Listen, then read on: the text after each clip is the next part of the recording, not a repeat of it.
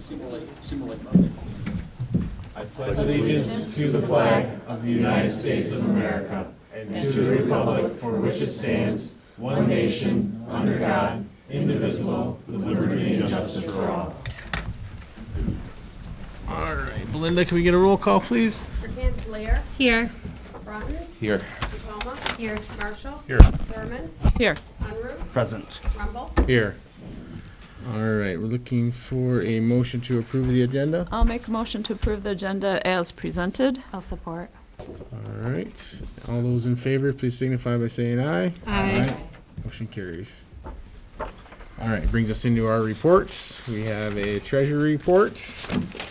We have the general ledger report, the designated report, no building report that I see, recreation, or sorry, I missed the designated report, and then Parks and Rec report. John, do you want to add anything to that? Wednesday, we do have movie night right here across the park. Okay. And then we do a food trucks starting at 5 o'clock. So, you want that? Thank you, John. All right, and then Edna Burton Senior Center, I do not see Faye. Okay, brings us into our trustee reports. Kathy, you got anything? I do. I would like to congratulate everyone that made it through to the general election, and I wanted to compliment the clerk on putting on a very nice election. No problems and no complaints.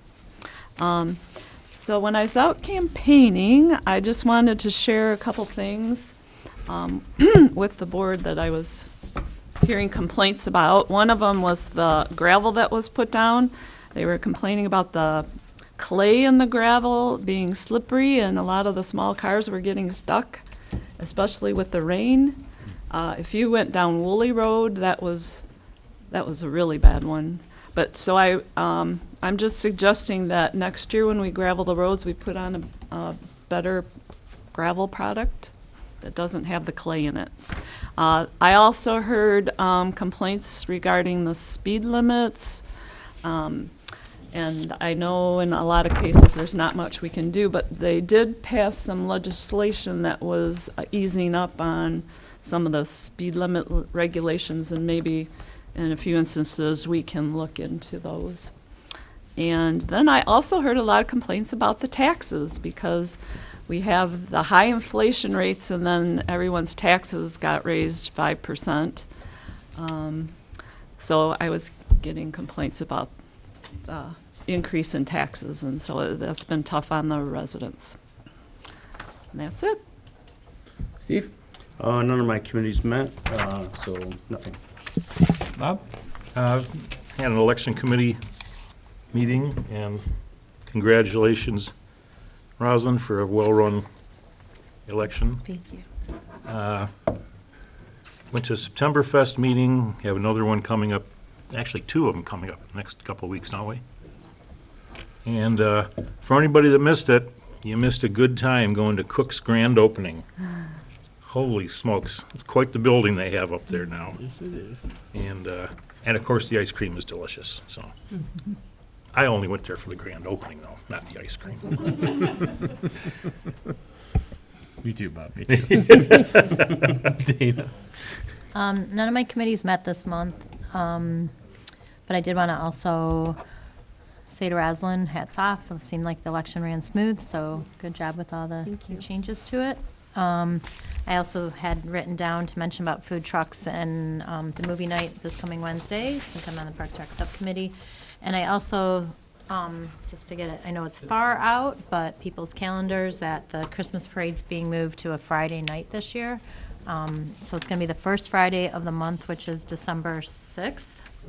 So I just want people to start getting that in their thoughts, even though I don't want to talk about Christmas yet. And then I wanted to thank the DDA for everything they did, and everyone else who did stuff for the fireworks and food trucks in town, or the food trucks at the high school for the 4th of July. That was a great event. Got to watch the fireworks. So thank you to everyone who helps with that, and the fire department, the police, and everybody. And then also I've been going to farmers markets as much as I can on Saturday mornings in downtown. They're really great. So thank you to the DDA and everybody who puts those on. And if you haven't been to them, come get some fresh veggies, fruit, and other handmade things from vendors, and even have meat and all that type of stuff. So, Thank you, Dana. and I think that's it for my list. All right, Scott? Tax collection is in full swing. It's going swimmingly, and that's it for treasury report. All right, thank you. Rosalind? Good evening. Thank you for attending the board meeting for Brandon Township. In the board packet, under correspondence, there's an award letter from SMART. Brandon Township has been subawarded funding to replace one of their vehicles. SMART is currently working at placing an order. Down the road, we will be presented with the appropriate contract to finalize the process. Today, the township did receive $7,981 for reimbursement for the Community Development Block Grant. Those reimbursements consisted of a Fuji reimbursement and the Brandon Groveland Youth Assistance. The election went great. The Board of Canvassers are currently working on certifying the August 6th election. I just want to say thank you to the clerk's office and the election crew for your hard work and dedication. Because of you, elections in Brandon Township are very successful. Early voting went smooth. We did end early voting with a total of 202 voters. I do anticipate that this will continue to grow, especially through the general election. The clerk's office issued 2,460 absentee ballots, and of those, 1,664 ballots were received and returned to the clerk's office. So our return rate was roughly about 68%. The voter turnout at the polls, that was pretty low. It was roughly about 23%. Some voters were frustrated because they had to pick a party and stay within their party. Please keep in mind it's just because it's a general election, or I'm sorry, just because it's a primary election and they're trying to dwindle down the candidates for the general election. And I just kind of wanted to give a reminder that no matter if it's a primary or a general election, it is very important to go out and vote. Thank you, Rosalind. I was going to say something about the election, but everybody already has, so I'll leave that alone. And then we did receive our RMA distributions this year, just over $70,000 in reimbursements from the pool. And then I hope everyone has a safe and enjoyable Labor Day before the kids go back to school. So that's it for me tonight.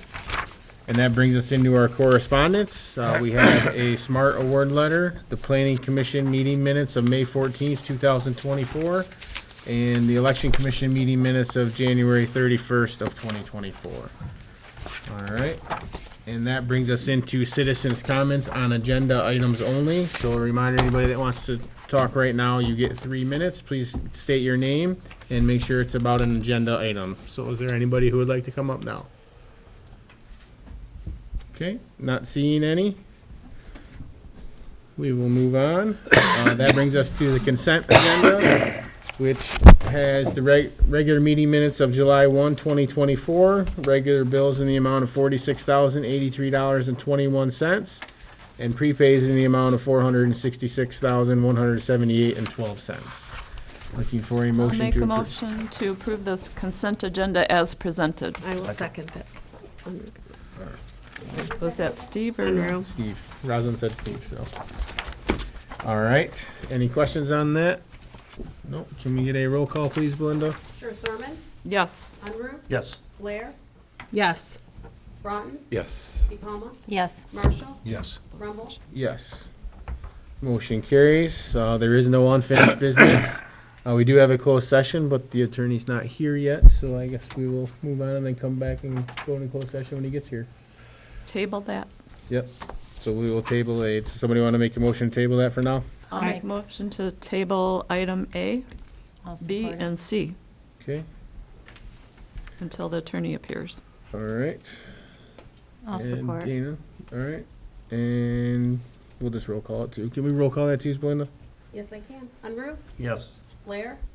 Yes. Broughton? Yes. DePalma? Yes. Marshall? Yes. Thurman? Yes. Rumble? Yes. Motion carries. All right, that brings us to the opioid settlement monies, and Bob is here. Yep, Bob is back there if we need him. We have received some more funds from the opioid settlement monies in the amount of $11,630.74. And it is the recommendation of myself and Scott, I talked about this too, to give those funds to BGYA as well, to be used in the same fashion as the previous amount from 2023. And Melissa has also asked that we pass motion 2 in doing this. I'll make the motion to release Brandon Township's opiate settlement funds in the amount of $11,630.74 to Brandon Groveland Youth Assistance to be used for their opioid remediation program.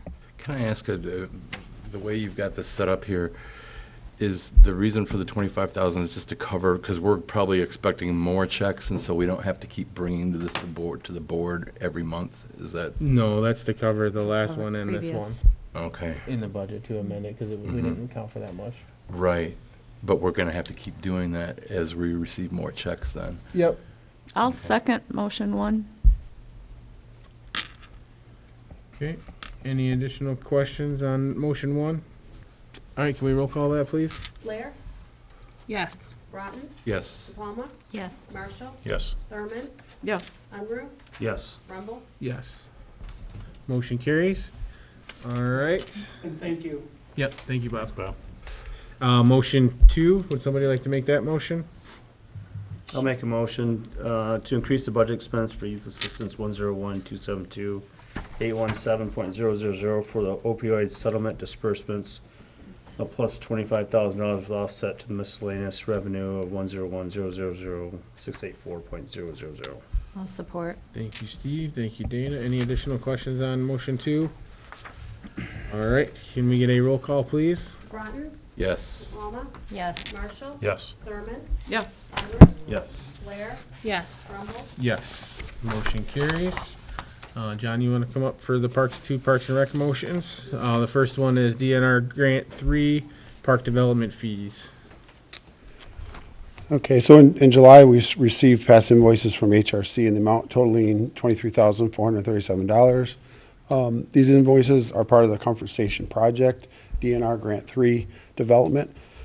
Our current 2024 budget is $35,000, of which $10,071 has been spent as of June 30th, 2024.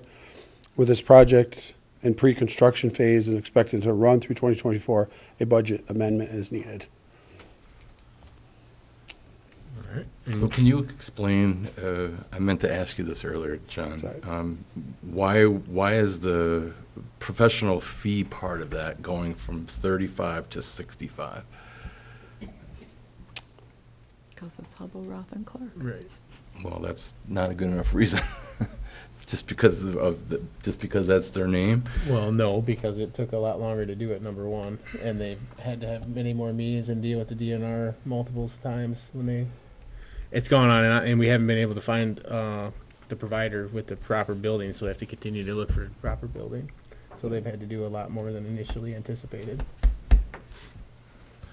Yeah, we do have a meeting on Thursday also, if you want to be part of that. as No, far no, as I to go over trust the Parks the and Rec building. group to do their job. It's just, Right. you know, it seems like it's constantly with them.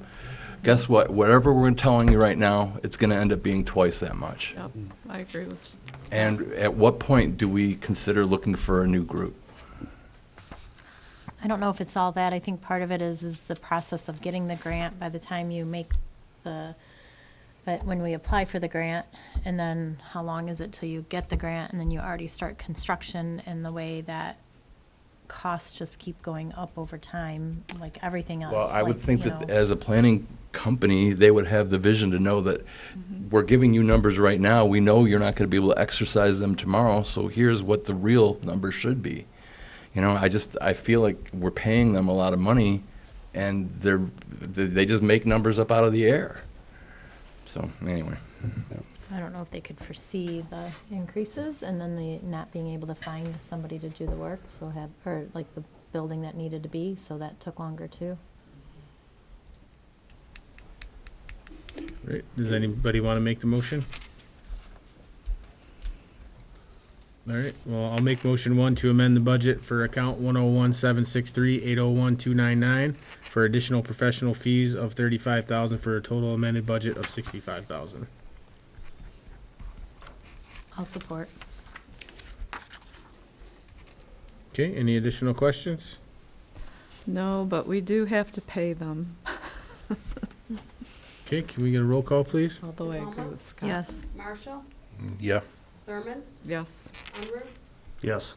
Blair, Yes. Broughton, No. Rumble, Yes, motion carries. All right, and then that additional $35 needs to come from the tower fund, so that is the second motion that you see there. So I'll make the motion to request the additional 35,000 professional fees.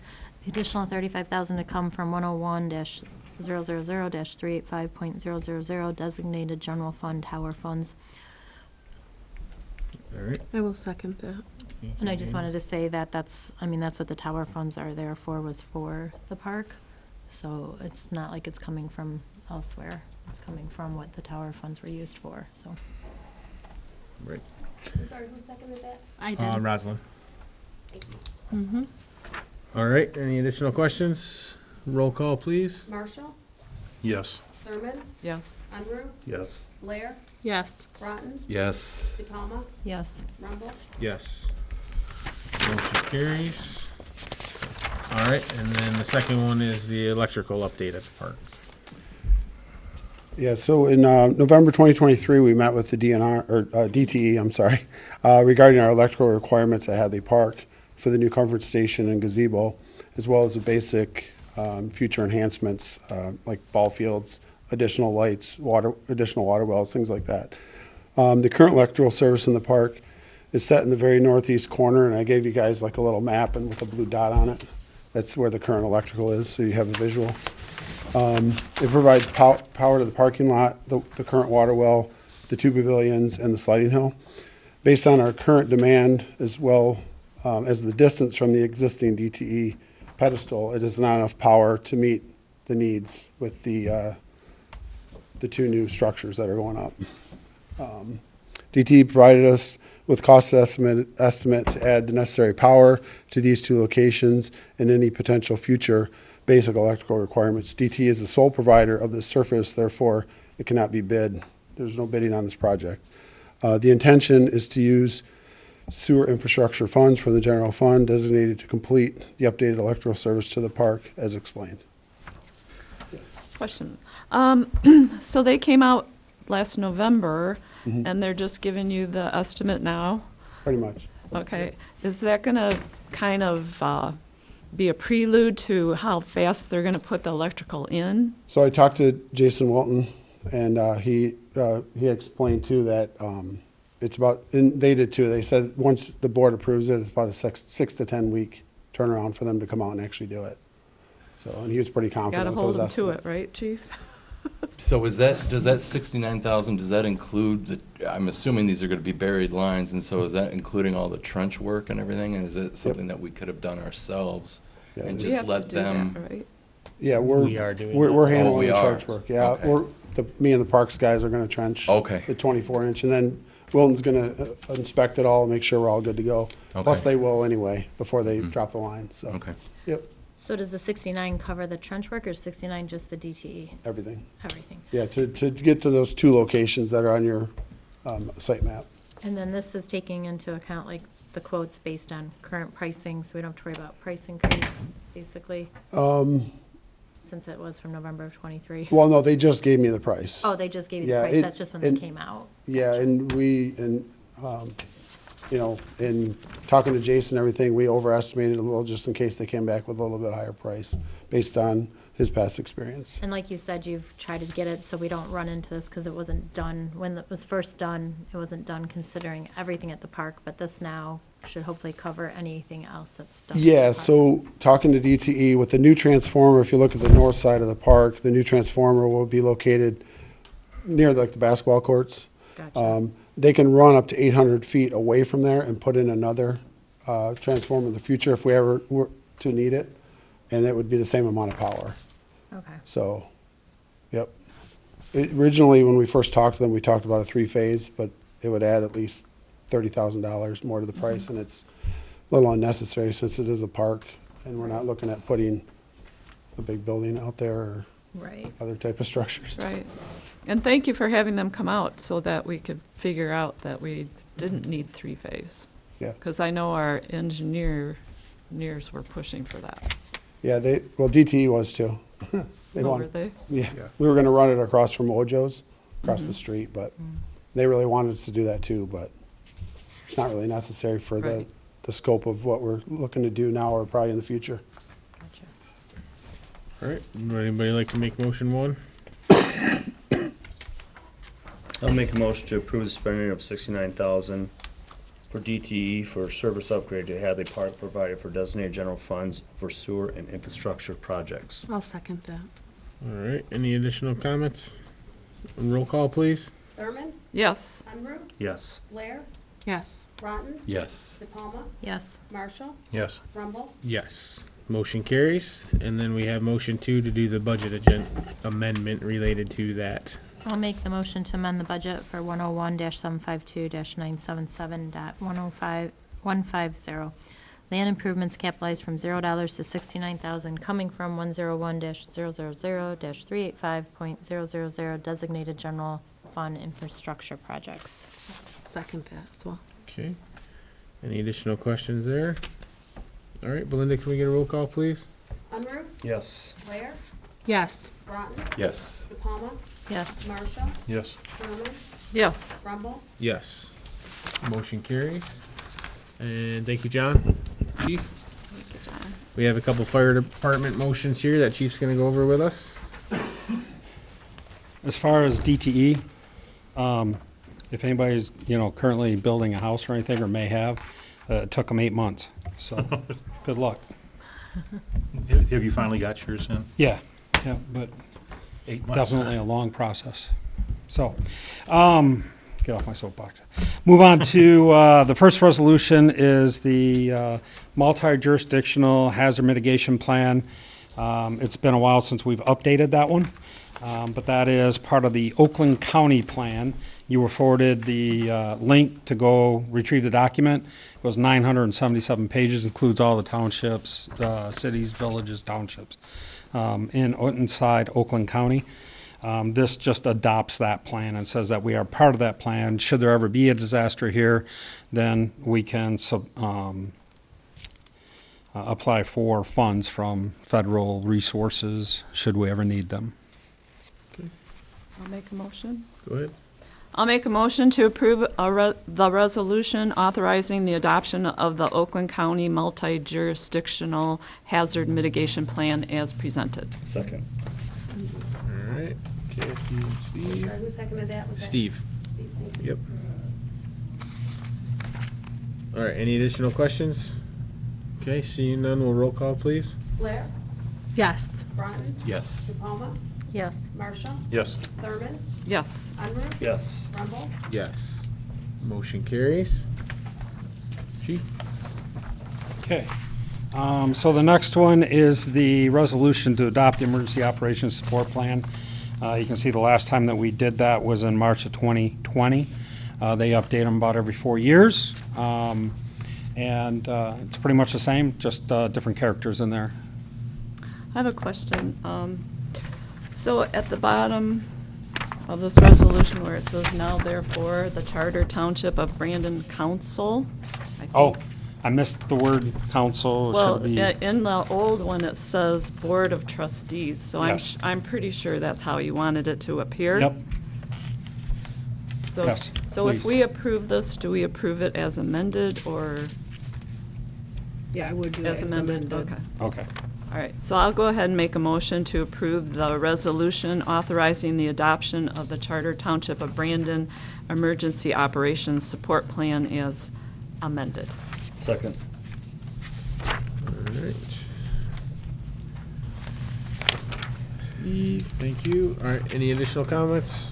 All right, can we get a roll call, please? Broughton, Yes. De Palma, Yes. Marshall, Yes. Thurman, Yes. Unruh, Yes. Blair, Yes. Yes, motion carries.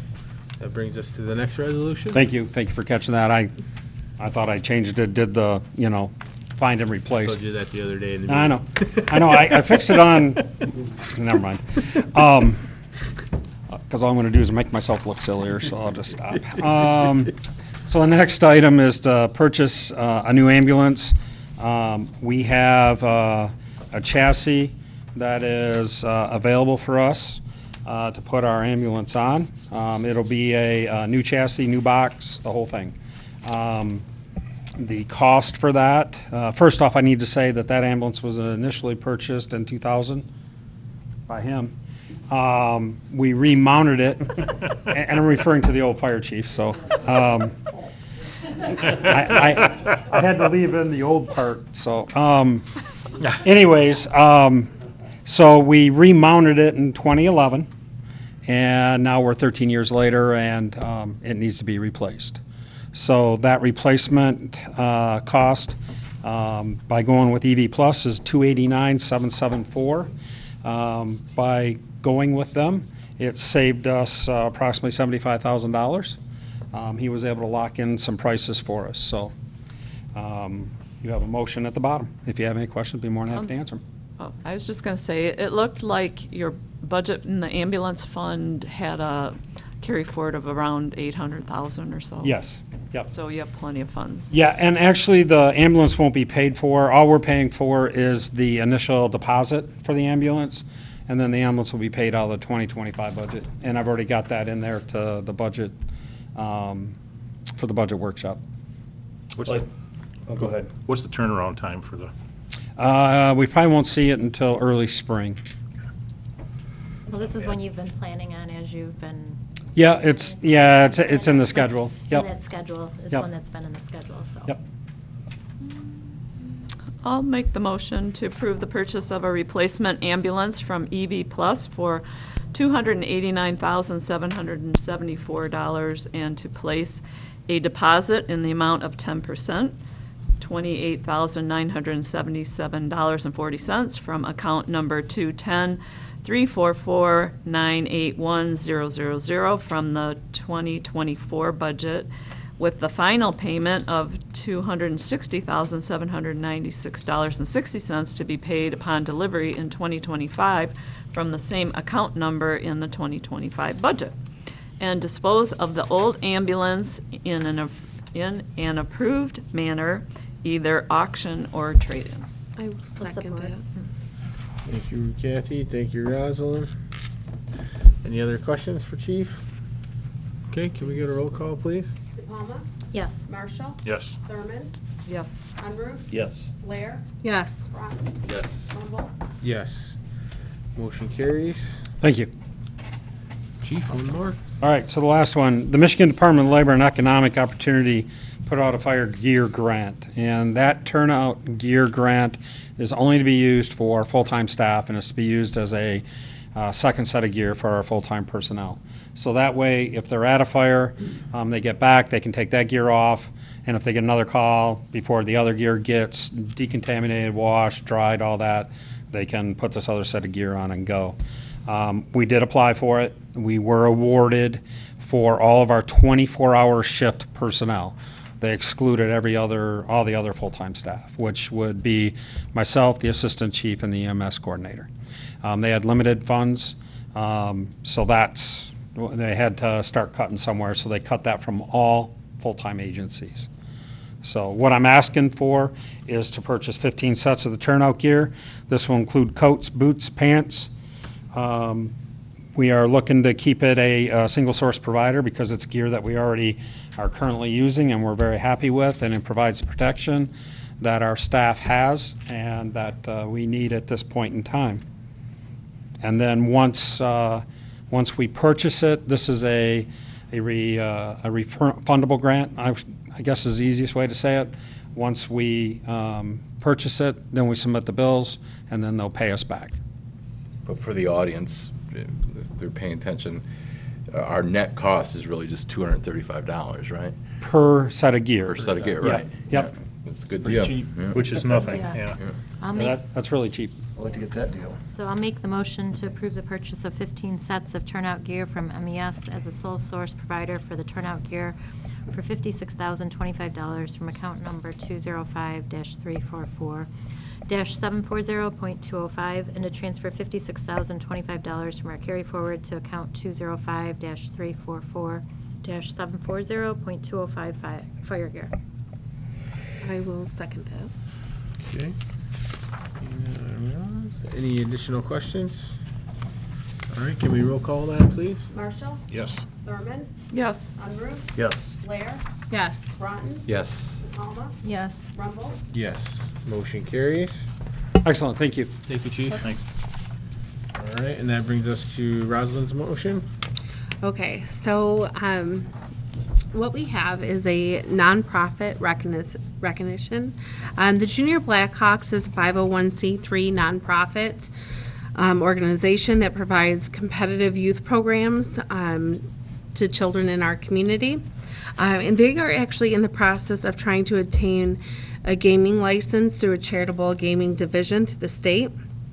And so part of the process for them to obtain that license is to have our township board approve a resolution recognizing them as a local nonprofit organization within the community. I'll make that motion. Just a question. Oh, Go ahead. I was just wondering what type of gaming they were planning to do. Raffles. Oh, Craps. Craps. Heading, I think. Raffles? Raffles. Oh, this is a lot to go through just for raffles. It is. It is. All right, Danny, you want to finish your motion? Yeah, I'll make that motion to adopt the local governing body resolution recognizing Brandon Junior Blackhawks as a nonprofit organization within the Charter Township of Brandon for the purposes of obtaining a charitable gaming license. I'll second. Do we want to add a nonprofit 501c3? Because there's different types of nonprofits to the motion, actually. We can if you would like, yeah. We Yeah, I can amend that think motion. as Junior Blackhawks as a 501c3 nonprofit organization. And I'll second that. Have we ever had to go through this before? Yes, we Yes. have. Really? I This is the remember first- doing them. It's the first time I remember this one. I think the last one was Basket Lady Mustangs. There's also, I think, Friends of Amos we did. Friends of Amos, yeah. Yeah, anytime, not just to become a nonprofit, but only if you want to do the gaming, they have to come to us. All right, can we get a roll call, please? Thurman, Yes. Unruh, Yes. Blair, Yes. Broughton, Yes. Palma, Yes. Marshall, Yes. Rumble. Yes. Motion carries. Congratulations. That does not conclude our new business, but Stuart texted me about 5 minutes ago. He was stuck in traffic. He should be here shortly. So I guess we can go into citizens' comments. Citizens' comments this time can be on anything. Greg? More for the rest of the board other than Jason.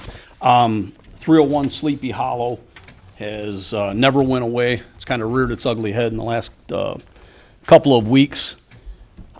Citizens calling the substation. It seems to be constant over there again, as far as just complete ruckus over there amongst staff and the residents. I met with them after myself and Jason talked with the township attorney, gave the residents advice on how to handle that at the advice of the township attorney.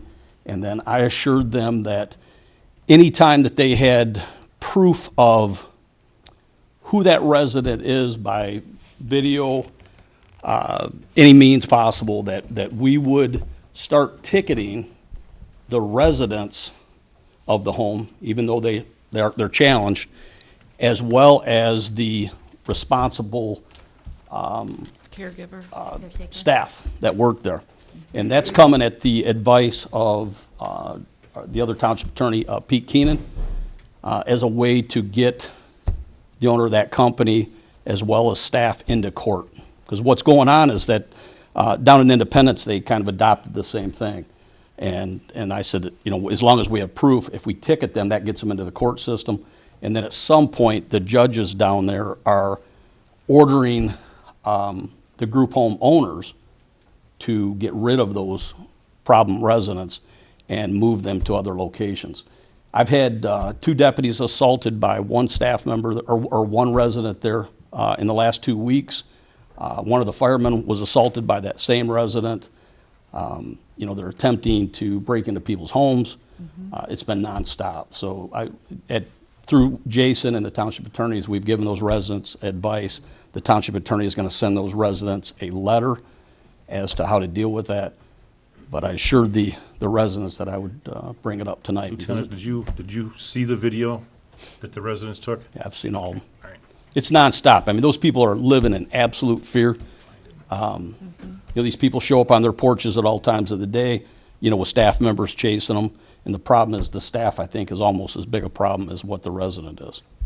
So, Lieutenant, how is McDonald's office authorizing those assault charges on our first responders? yes. Good. Yeah, we just swore to a felony warrant.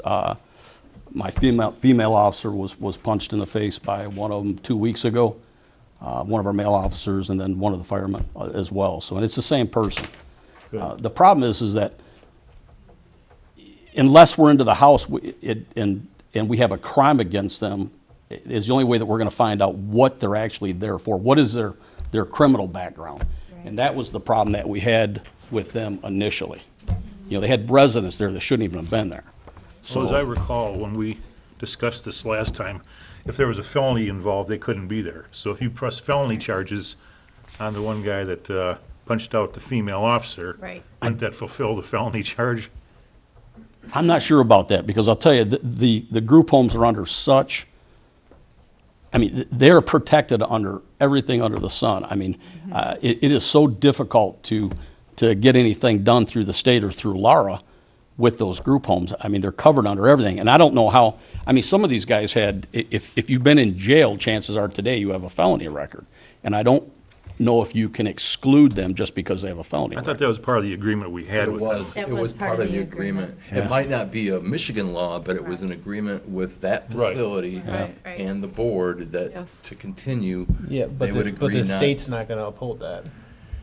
Well, it was a signed contract, if you will. Yeah, but the state, you can't contract around state law. And that's the problem, is I've never seen a local ordinance that supersedes state law. It's the other way, so it's a problem for us, it really is. Yeah. But I don't know any other way around it, other than that if we have proof of who that person is, to come down on them every time that we can, because it's the only means of getting them into court and trying to come up with something to help these residents, because it's a nightmare for them. I do like the idea of doing the tickets, because I don't know if we've done that before, so I think that's a great idea to do. And I do agree, I remember going to Lansing and us getting, sitting down with their attorneys, our attorneys, and trying to figure this out, because when they ended up buying the second house, and so. A lot of the I didn't know original, this was happening again just in the past It's never- few it's weeks, never like, stopped. where It's Well, I knew just it gotten never worse. stopped, but I didn't know it got to, that point again now where Yep. there's. well, there's only assaults. one original resident still back there. Okay. And the two new residents had no idea what they were moving into until after they'd purchased the house. So, Gotcha. but I wanted to make you aware of it, because I figured that those residents you're gonna hear about it somehow or other, so. There you go. So, there we are. But, it's a serious problem, but, we can only act within the law. If you issues that many citations, eventually the owner's gonna have to pay the attorneys, which is not cheap, right? I would You have hope. to ferret it out, that's what, Yeah. I'm glad you're doing it. We'll see what happens. I don't know what else to do with it, but Right. we'll give it that shot. All right, thanks, Greg. Yep. Do we wanna finish citizens' comments, or let's do we let wanna them- do Stuart? Okay, let's let Yeah, them then we go. can go. go ahead. Okay, I'm going to follow this guy right up, because Pam Colin, 450 Saddle Lane, a week and a half ago, that resident was on our front porch, and thank goodness our front door was locked. We were out on the back deck, and we heard pounding and loud noise. And so we went out. The two workers were trying to get him off of our porch, but he didn't want to leave, and they were trying to, coax him off or whatever. They were two young females. They could not handle this guy who was about 300 pounds and very stressed. We called 911. They came out, and this is the instance where they talked to us first and said, well, he's probably not violent, but we're going to go up and talk to them. And when they went up there, that's when he assaulted the female officer. So she came back down and said that he was going to jail for 3 days, and, that was it. We looked at our security camera, and it is terrifying. And I've sent it to Bob. He's got a copy of that. And if you watch that and see a 300-pound man pounding on your door and trying your door handle, and you're in the house, you're watching this, it's very scary. And this stuff is going on all the time. A week before that, he came in our driveway, he pounded on the back of the car. They managed to get him off. He went down to Granger and was in the middle of Granger, and I think, according to our neighbor, he even got into the back of someone's convertible that was driving down the road. Now, that would be a While little it was moving? scary. Oh, well, there you go. So a van came down, managed to get him, and took him back up there. The workers have knocked down our horse crossing sign. They pull in on our dirt and on our lawn, and it's torn it up. They tell me they're going to fix it. They don't. The traffic is terrible, the way they drive. It's very stressful. And after watching that video of him trying to get into the house, I'm nervous all the time. Like, I'm locking the doors, and I'm in and out all the time. I'm out back at the barn. I'm out in the front in the garden. All the time, I'm thinking, is he going to come back down here again? Scary. I would have no power against him. I would just be running. So I have the video, if you would like to see it. It's very scary. Thank you, Pam. Thank you. Anyone else? Go ahead, I'll follow after you. Hello. Hello. My name is Sheila Eckert, and I live on Saddle Lane, Brandon Township. My husband and I were relaxing, having a glass of wine under our gazebo when we noticed a large man enter the rear of our property. We immediately noticed that he was being pursued by a much smaller man. The larger man was a resident of Flat Rock Group Home. We knew this because it is a reoccurring theme in our once peaceful neighborhood for residents to escape and run into this place, and numerous employees chasing after them. The resident continued to run towards our greenhouse, and the employee attempted to subdue him, and they both fell on the ground. The resident then got up quickly and ran to our gazebo, where he fell onto one of the chairs. The employee attempted to coax him up and off our property, but instead the resident ran up the stairs and into our home. The employee followed him into the home, as did we. A chase ensued where he ultimately threw himself onto our sofa, tipping it back and knocking it out of place. He was sweating profusely onto the piece of furniture. He was then pulled off of the sofa, where he then ran into the kitchen. He ran right up to next to a knife set on the counter and then looked back at us and smiled. It appeared that way. The police were called. The employee called for backup from Flat Rock Group Home. Within 5 minutes, we had 6 strangers inside our home, the resident who could not be controlled, as well as 5 Flat Rock employees. We had no control of the situation unfolding in our home, and it was extremely frightening and unnerving. We moved to Brandon Township because we value peace and quiet and our privacy above all else. This violation shattered all of that for us. Knowing the police had been called, the employees knew the police were coming, and so they aggressively worked to remove the resident from our home. The employees created a human fence. That's what they do when they're trying to get him off. They surround them so he can't go anywhere. Where am I? Once out of the house, he was halfway down the stairs, and the resident fell down the remaining stairs, and he appeared to bang his head on the concrete. He was lifted up and escorted off the property just moments before the police arrived. The police were informed of the situation. We were informed by the officers that the best remedy was to lock our doors.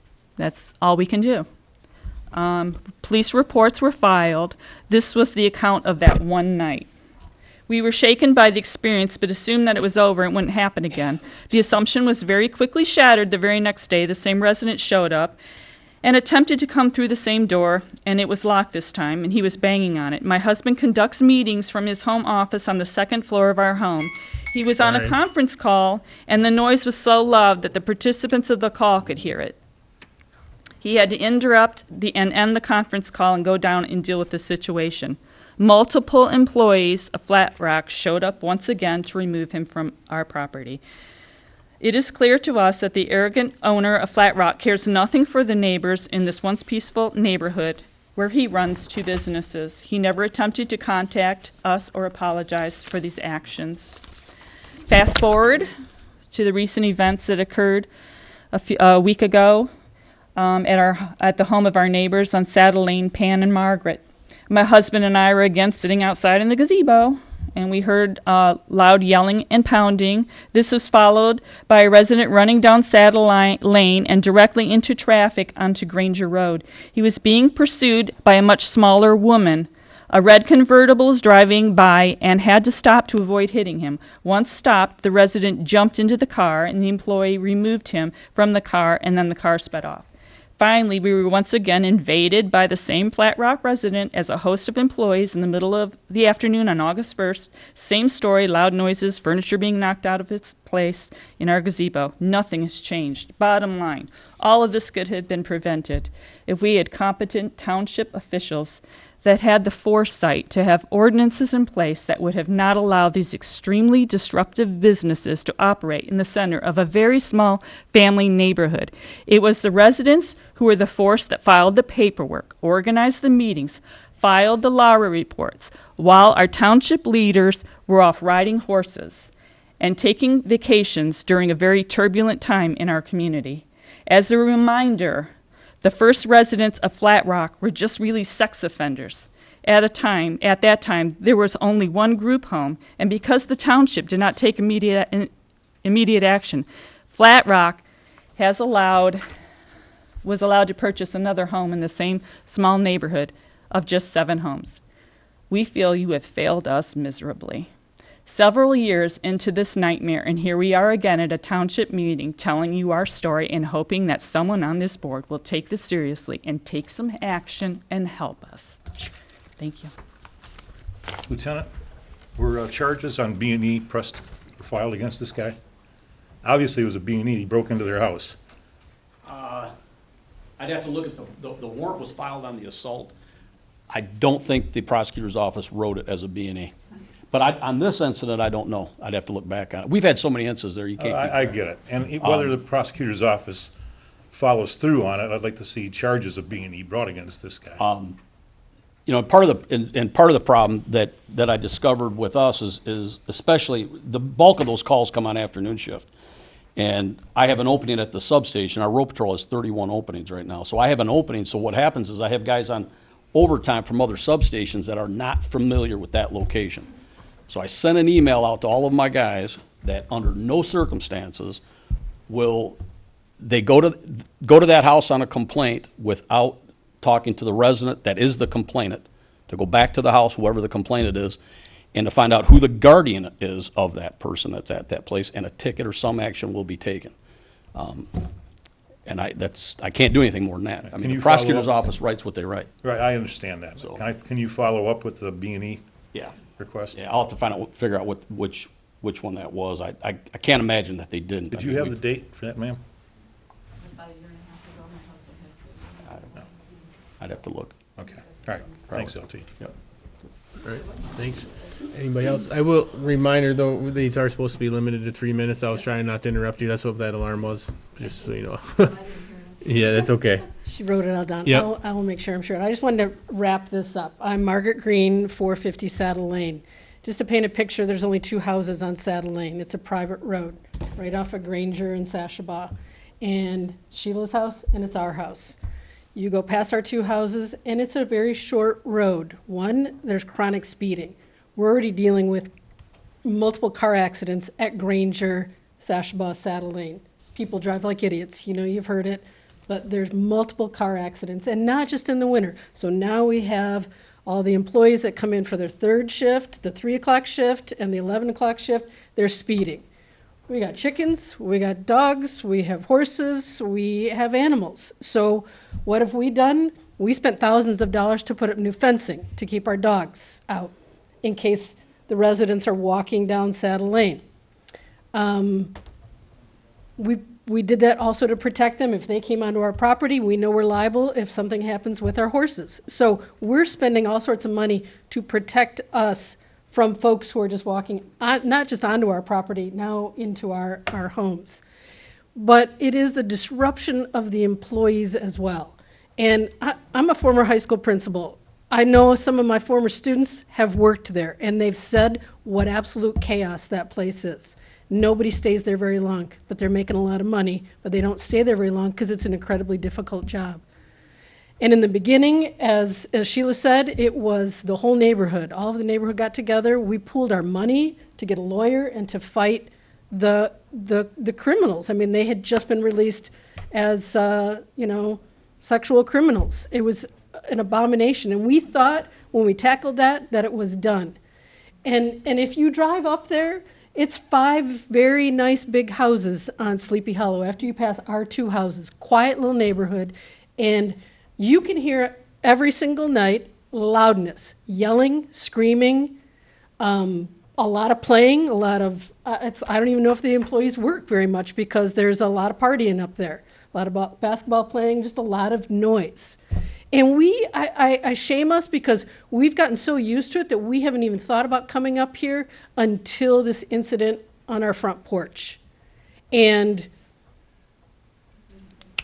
we didn't think we could, I still don't think we can do anything but it is just, you have to do something about it. You have to say it. You have to get it off because this is not how people should have to live with the fear of someone breaking into your house. And there's nothing we could do physically. And I don't even think, I like to think as a former principal dealing with high school students, I could deal with any human in front of me. Like my brain thinks that. But after that officer came back and she had been assaulted, I thought, nope, that's not quite possible anymore. So our job is to make you aware, but I don't want to have to then build a fence to close in my driveway and the rest of that property. But that's about where we are, because that's the only thing that would protect us from having them come on our property and not drive on our property and not smash the things on our property. So thank you for listening to us. Thank you. Thank you. Anybody else? Thank the Lord involving these folks. Good evening, members of the board. Thank you for your time. My name's Scott McGraw. I live at 105 Lockwood in Brandon Township. I'd like to bring to your attention an issue that I feel is important and should be addressed quickly as to not destroy my land. I've lived in Brandon Township for 13 years and have never had to deal with property issues or neighbor issues. I've had the same neighbors for 13 years. My property's legal description indicates that the north 20 feet by 700 plus feet long of my property is an easement, which allows my neighbor at 103 Lockwood to access her land. I've always respected my neighbor's right to be able to get in and out of her property. In 2022, unfortunately, her house burnt to the ground, sadly. She's been slowly rebuilding. Because of fire trucks, work trucks, construction trucks, her driveway's taken a beating. The easement has taken a beating. Recently, she's built the driveway and easement up so high that my neighbor to the north at 95 Lockwood recently noticed that storm and rainwater has been collecting or settling in a low area. On Wednesday last week, 8/7/2024, my neighbor at 103 Lockwood paid a company to install a ditch culvert under the easement that will drain the low area of 95 Lockwood into my backyard, where my kids play, and we have a fire pit, and we like our backyard. It's a sanctuary. I've spoken with Ms. Patterson, excuse me, at the building department, who had Mr. Wilton go out and inspect it, and I was expecting a call back Thursday or Friday last week. I received no call back. I called back today, talked to Ms. Patterson. She said Mr. Wilton went out to look at it, and he says it looks okay to him. I asked to speak to Mr. Wilton, and he's not called me back to discuss how this matter is even legal, or how this issue is even legal. In the Book of Ordinances for Brandon Township, Section 46-390, under Drainage, subsection 5 reads, redirection or modification of existing natural or man-made drainage courses or drainage patterns that result in increased rate of flow and or volume of water runoff onto neighboring properties without the expressed written consent of neighboring property owner and township is prohibited. Furthermore, subsection 4 reads that there needs to be an application for permit and a site plan developed with the Department of Planning and Building, and all stakeholders need to be notified of the permit and planning.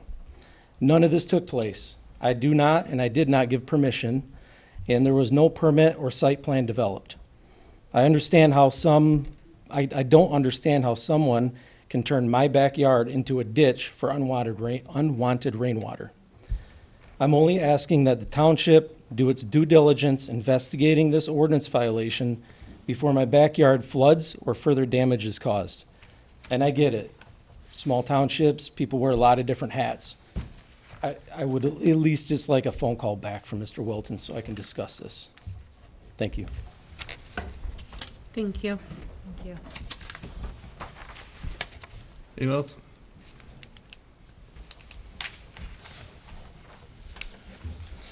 I'm going to really try and keep this to 3 minutes. First of all, thanks everyone for, my name's Edward Derbyshire. I ran for supervisor. I live at 1125 Connell Road. I'd like to thank all the citizens that heard my message and came out to vote for me in the primary. We didn't let 784 people pick from the 3 candidates that ran because you can't split your ticket in the primary. All the candidates should be on the November ballot. All the citizens should get to vote for their elected representatives that they pay taxes to. Property taxes are too high, as Kathy pointed out. That was a big thing that I heard. The assessed value, it's a real costly experience to fight it, and you have to go to Lansing if you don't. I don't understand why, if the assessor comes out and thinks your property is worth way more than you just paid for it, why they don't have to buy it off you. It'd sure get rid of his job. And and if you do fall 3 years behind, they can just take your property. They don't even have to pay you for it. They can just take you for back taxes. It was a real pleasure going door to door to talk to the citizens about how unfair the property assessment system is. It's not fair for someone to come back and look at your property and increase the assessed value on what they think it is worth without having to buy or pay for it at that value. They are forcing you to prove to them that they are wrong about something that you don't intend to sell. If you sell it for less than what it was assessed at, they don't have to pay the difference back. This is done to increase the amount paid under the Headley Amendment. The assessor has no skin in the game and is paid by us. Your property values should not increase until you sell it to someone for a fair market price. I learned a lot first time running for public office. First, wait until the last minute to file for your candidacy. Second, you can't hang anything on a mailbox from the ground up, period, on the outside of it. 3, you can reach a lot more people with the post office mailing than going door to door. Apparently I scare a lot of people when I knock on the door and I'm 300 pounds. You don't rely on somebody to do their job. Follow up on everything. 5, other people's mistakes cost you money. 6, people steal your signs. I didn't have a whole lot of signs. I do understand why there's a sign ordinance, especially after seeing all the signs that were up and down M15. It really offended me, the fact that I cut all the signs, the grass down around my signs, and they were still removed. I was also told that there was a request to the road commission to not cut the weeds down until after the election was over because of the sign placement. This is a real hazard to the citizens of this community. I could barely pull out on Connell and Oakwood Road when people are going 65 miles an hour due to the large growth on the side of the road. It's hard to run against an incumbent. That's being paid by the taxpayers, good salary, and can afford to pay for advertisement and can award contracts to endorsers, like Burchard. Hard to beat the machine. This tax issue is too important of an issue. I will not stop fighting for this issue until it gets changed. It starts at the township and ends at the state. What has the board done for you, the taxpayer? What has the supervisors done for you? We're a democracy. We are a constitutional republic that representatives are supposed to represent all the citizens once elected to office. We have a constitution of laws that ensure that the few are not subjected to mob rule. We have 3 branches of government for a reason. The judicial is there to ensure that the legislation doesn't infringe on the individual rights of a few. I will be fighting this important issue until it gets resolved. I really stand for this. This is why I ran for office. I don't think it's fair that people lose their property because of bad assessments, because of easements that are ridiculous. And driving up and down all the roads and all the subdivisions and all the houses, it was the biggest complaint was the fact that ordinances aren't enforced.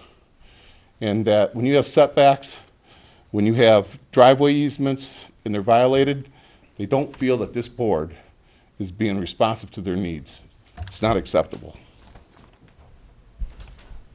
I have a copy of this for all of you Anybody guys. else? Okay. All right, we need to bring that back to the agenda, right? Can we table it? Yes. I haven't tried to do that before, so what if we get Get it untable it? Untable. I don't think we need to untable, we just tabled it for later in the Okay. meeting, so Okay. now we're gonna pick it But up. we have to vote to go into closed session. Right. Yeah, Yes, we know but we that. have to vote to go to closed session, but we're gonna pick up what we tabled earlier. All right, so we'll go back up to the new business for closed session A, B, and C. Can we get a motion to move to closed session? So moved. Thank you, Bob. Thank you, Dana. Can we get a roll call, please? Belinda? Unruh? Yes. Blair? Yes. Broughton? Yes. De Palma? Yes. Marshall? Yes. Thurman? Yes. Rumble? Yes. Motion carries. We're going to closed session.